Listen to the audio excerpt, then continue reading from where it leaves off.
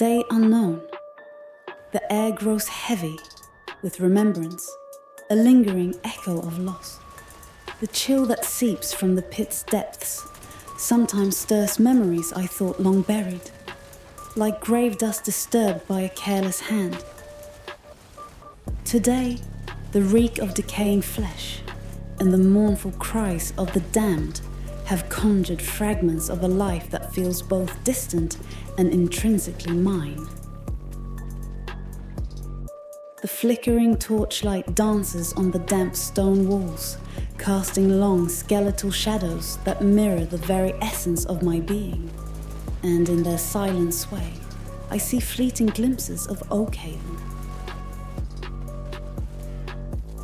I remember the scent of wood smoke and damp earth that clung to the air, a stark contrast to the metallic tang of blood that now perpetually fills my nostrils.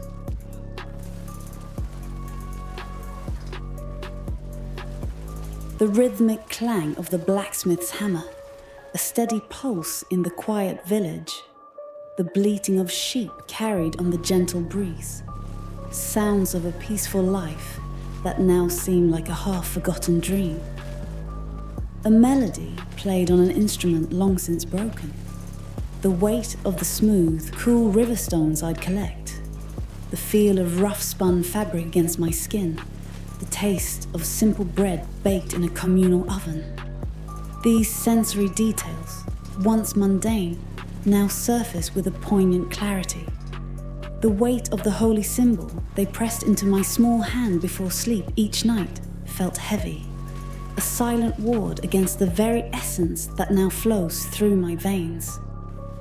Even then, a part of me felt a disconnect, a pull towards the shadows that the villagers so fervently sought to repel, a silent rebellion brewing within my young heart.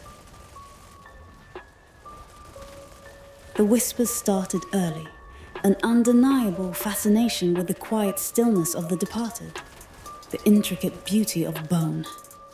Small things, barely noticed at first by them. A fallen bird, its delicate skeleton laid bare by time. A stark and elegant structure amidst the decay. The smooth coolness of a skull unearthed in the fields during planting season. Held in my small hands, a silent testament to a life concluded. These held a strange allure, a silent language that the living seemed deaf to, a profound mystery I yearned to unravel. But as I grew, the whispers turned to questions, a yearning to understand the cycle of life and death that felt more profound than the simple prayers offered in the village square. Their faces would cloud over, their voices hushed with disapproval, a fear that emanated from generations of ingrained belief. "Such thoughts are not for you, child," they'd say, their eyes filled with a fear I couldn't comprehend. A chasm of understanding growing between us with each passing year.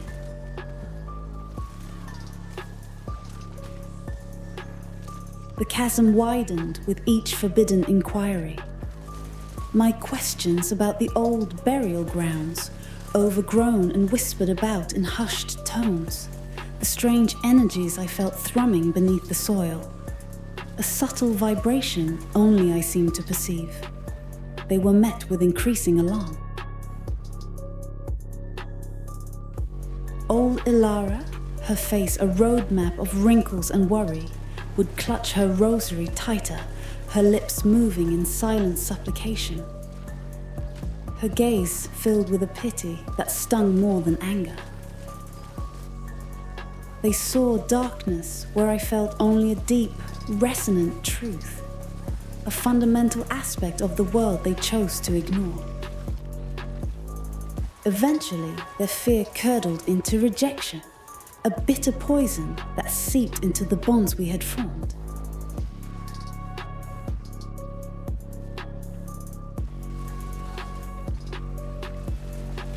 The day they led me to the edge of the whispering woods, the ancient trees seeming to sigh in mournful understanding. their faces etched with sorrow and a desperate kind of resolve, remains a raw wound, a scar that time has not fully faded. The silence of the forest swallowed their final broken pleas of go, leaving me with a hollow ache in my chest. A profound sense of being unmoored, cast adrift in a world that suddenly felt vast and hostile. Yet, beneath the pain, a flicker of something else ignited. A fierce determination to understand the mysteries they so feared, to find solace and knowledge in the very shadows that had driven me out.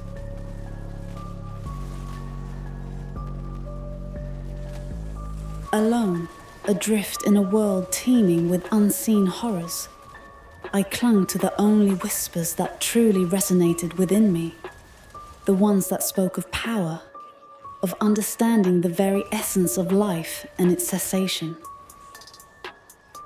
Days bled into weeks, marked only by the rising and setting of the sun. The gnawing hunger, a constant companion, a hollow echo in my empty stomach. Then, like a wraith emerging from the mist that clung to the desolate moors, I encountered him. Mordecai. His eyes held the wisdom of ages, a deep knowing gaze that seemed to pierce through the superficial and see the very core of my being. His presence, a strange blend of the macabre and the serene, a quiet authority that commanded respect without uttering a single harsh word. He was a recluse, his dwelling a crumbling sanctuary amidst forgotten graves, a place where the veil between worlds seemed thin. Shunned even more than I, he saw not a pariah, but a spark, a flicker of potential in the darkness. He recognized the lineage that unknowingly flowed through my veins. A legacy stretching back to the first Necromancer himself, Rathma, son of the forbidden union between angel and demon. He spoke of Lilith, not with the fear and revulsion I had heard in Oakhaven, but with a strange understanding, a knowledge of the complex forces that shaped our world, a name that sent shivers down my spine, yet held a strange allure, a key to unlocking the secrets of my own blood. Mordecai became my guide, patiently unveiling the intricate tapestry of bone and shadow, teaching me the incantations in hushed whispers under the pale moonlight, the precise movements of ritual, the delicate dance between life and death, the art of coaxing forth the lingering echoes of the departed. The first time, I felt the surge of power as I commanded a fallen creature to rise. Its vacant eyes fixing on me with a chilling obedience. A tremor of fear mixed with an undeniable exhilaration coursed through me. It felt right, as if a missing piece of my soul had finally clicked into place, a homecoming to a part of myself I never knew existed. He taught me not to fear death, but to understand it, to see it not as an ending, but as a transition, a source of immense power.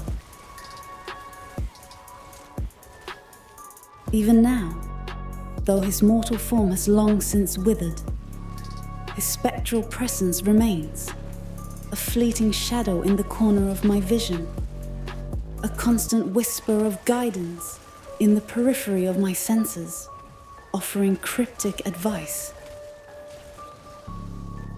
A spectral hand on my shoulder in moments of doubt, bolstering my resolve with his unwavering belief in my potential. The blood of the Nephilim runs strong within me, a heritage I am only beginning to truly comprehend. The exile, the shunning, the harsh but ultimately transformative tutelage of Mordecai. They were not mere misfortunes, but necessary steps on a path I was destined to walk, a forging in the fires of adversity. Now, as I descend into the festering depths of the pit, surrounded by the tormented remnants of the living, I carry the weight of my past and the profound knowledge Mordecai imparted. The whispers of my ancestors echo in the silence between the screams. A constant hum of power and destiny urging me onward. This delving into darkness is not just a task. It is a pilgrimage. A reclaiming of a birthright I never knew I possessed. A journey into the very heart of the forces that define this world. And with each fallen foe, with each secret unearthed in these abyssal layers, I feel myself growing closer to understanding the true extent of my power and the intricate tapestry of the destiny that awaits. Here, in the heart of the pit, the echoes of my past serve not as a burden, but as a foundation. The trials of my youth, the harsh lessons learned in exile, and the potent tutelage of Mordecai have forged me into something more. The creatures that writhe in these depths, the grotesque parodies of life that guard their shadowed domains, they sense it. They recoil from the very air around me, a tangible aura of death and command. They are powerful, these guardians of the pit. They command legions of lesser horrors, their forms twisted by unimaginable malice, their attacks imbued with the very essence of nightmare. Yet, they are but obstacles on my path. I have faced down beings of immense power before, entities that once held sway over the fate of Sanctuary. The echoes of Lilith's fury, the chilling manipulations of Mephisto, the intricate deceptions of Belial. These are not just memories, they are lessons etched into my very soul, reminders of the strength I possess. Now, as I confront the most formidable among them in this abyssal realm, there is no fear, only a grim satisfaction. Their power is but a pale imitation of the forces I have already overcome. My command over the dead is absolute, a symphony of bone and shadow that bends to my will. The very essence of mortality is my weapon, and against it even the most monstrous of these pit lords will fall. Their roars of defiance, their desperate flurries of attack, they are fleeting moments before the inevitable. For in my veins flows the blood of the Nephilim, a lineage capable of both great creation and utter destruction. Mordecai unlocked the potential within me, showed me how to channel the energies that lie dormant in the souls of the departed.